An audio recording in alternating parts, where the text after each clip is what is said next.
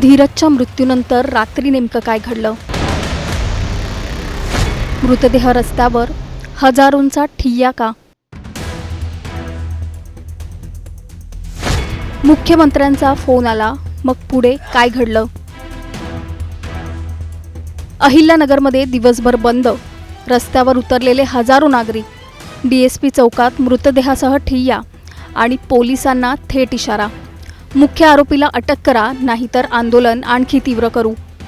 धीरज परदेशीच्या मृत्यूनंतर अहिल्यानगरमध्ये नेमकं काय घडलं?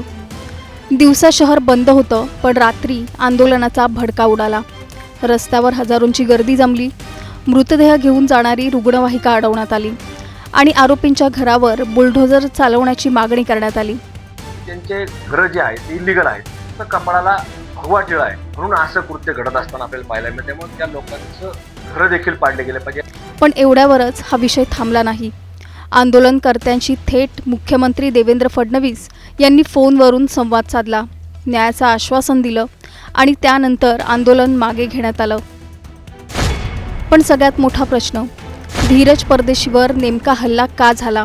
त्याच्या हत्येमागे खरंच भगव्या टिळ्याचा संबंध होता का, की या प्रकरणामागे आणखी काही वेगळं गूढ आहे?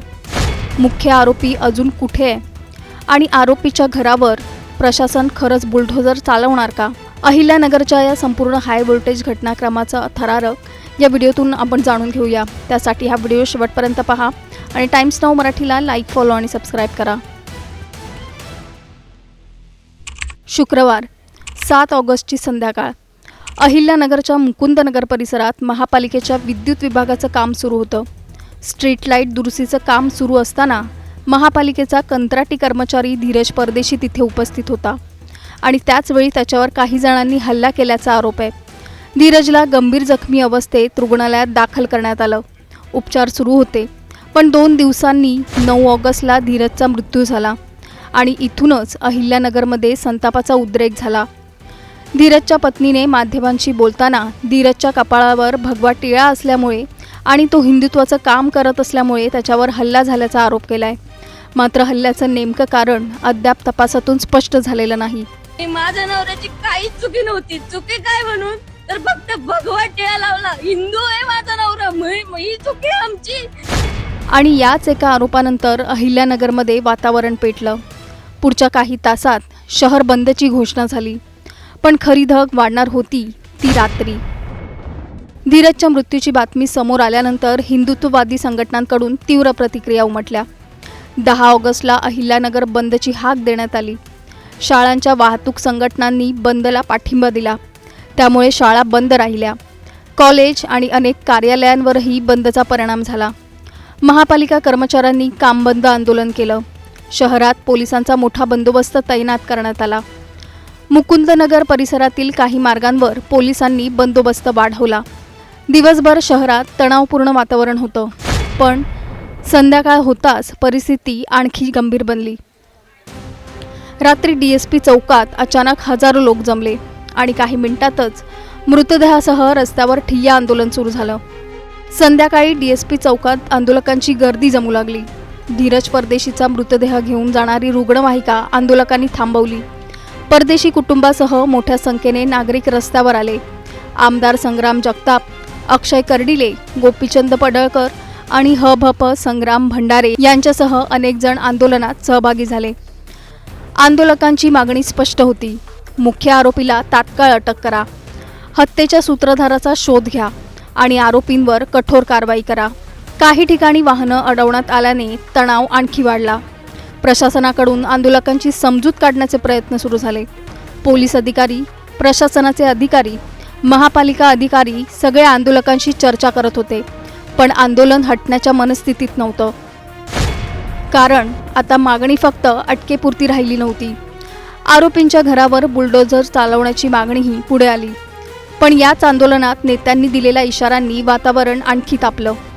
आंदोलनादरम्यान आमदार संग्राम जगताप यांनी मुख्य आरोपीच्या अटकेची मागणी करत पोलिसांवर टीका केली.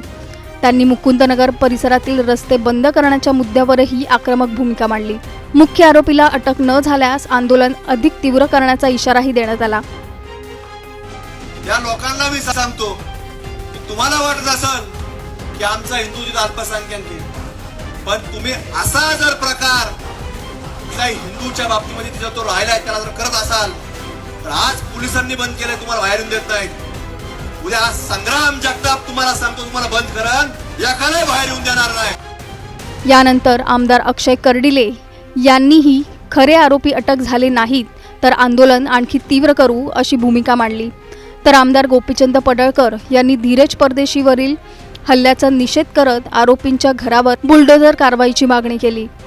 अहिल्यानगरमध्ये हिंदूंची घरं ज्या लोकांनी घेतलेली आहेत त्याच्या संदर्भामध्ये राज्य सरकारनं एसआयटी स्थापन करण्याची मागणी आम्ही तिघं जाऊन माननीय मुख्यमंत्री महोदयांच्याकडे आम्ही करणार आहे.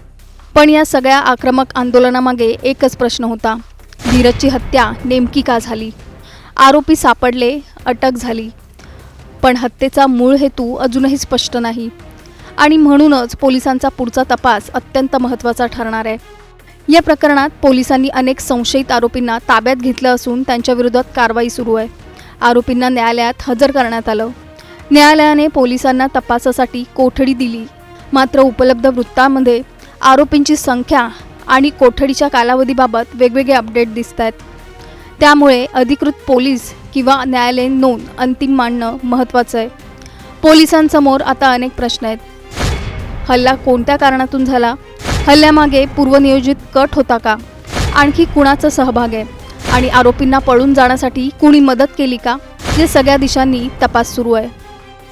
पण आंदोलनाची सर्वात मोठी मागणी होती आरोपीच्या घरावर बुलडोझर आणि त्यानंतर प्रशासनानेच एक मोठं पाऊल उचललं. मुकुंदनगर परिसरातील आरोपींच्या घरावर अतिक्रमणाच्या नोटिसा बजावण्यात आल्याची माहिती समोर आली आहे. नोटिशीनुसार संबंधित बांधकामाबाबत परवानगी आणि अतिक्रमणासंदर्भात खुलासा मागवण्यात आला आहे. पुरावे किंवा म्हणणं सादर न केल्यास अतिक्रमित बांधकाम काढण्याची कारवाई केली जाऊ शकते असा इशारा नोटीसमध्ये देण्यात आला आहे. म्हणजे आंदोलकांनी केलेली बुलडोझर कारवाईची मागणी आता प्रशासनाच्या अतिक्रमण कारवाईच्या नोटीसपर्यंत पोहोचली आहे. पण खरंच बुलडोझर चालणार का हा प्रश्न अजूनही कायम आहे. आणि आता येतो या संपूर्ण प्रकरणातील सर्वात मोठा ट्विस्ट. शहरात आंदोलन सुरू असतानाच मुख्यमंत्र्यांचा थेट फोन आला. आंदोलनाची तीव्रता वाढत असताना मुख्यमंत्री देवेंद्र फडणवीस यांनी फोनवरून आंदोलकांशी संवाद साधला. धीरज परदेशी यांना न्याय मिळेपर्यंत सरकार गप्प बसणार नाही असं आश्वासन देण्यात आलं. या प्रकरणाचा खटला जलदगती न्यायालयात चालवण्यासाठी सरकारकडून प्रयत्न केले जातील. विशेष सरकारी वकिलाची नियुक्ती करण्याबाबतही कारवाई केली जाईल आणि आरोपींच्या अतिक्रमित घराबाबत चौकशी करून कायदेशीर कारवाई केली जाईल असं आश्वासन देण्यात आलंय. मुख्यमंत्र्यांच्या या आश्वासनानंतर आंदोलन मागे घेण्यात आलं आणि त्यानंतर रात्री उशिरा धीरज परदेशी यांच्या पार्थिवावर अंत्यसंस्कार करण्यात आले. पण आंदोलन थांबलं, प्रश्न थांबलेले नाहीत. धीरज परदेशींवर हल्ला नेमका का झाला? या हल्ल्यामागे खरंच धार्मिक कारण होतं का, की त्यामागे वैयक्तिक वाद किंवा दुसरं काही कारण होतं? हत्येचा खरा सूत्रधार कोण आणि आरोपींच्या घरांवर खरंच बुलडोझर चालणार का? अहिल्यानगरमध्ये धीरज परदेशींच्या मृत्यूनंतर उसळलेला संताप, दिवसभराचा बंद, रात्री DSP चौकात हजारोंचा ठिय्या, मृतदेहासह आंदोलन, आरोपींच्या घरावर बुलडोझरची मागणी आणि शेवटी मुख्यमंत्री देवेंद्र फडणवीस यांचा थेट फोन आणि आंदोलन मागे घेण्याचा निर्णय.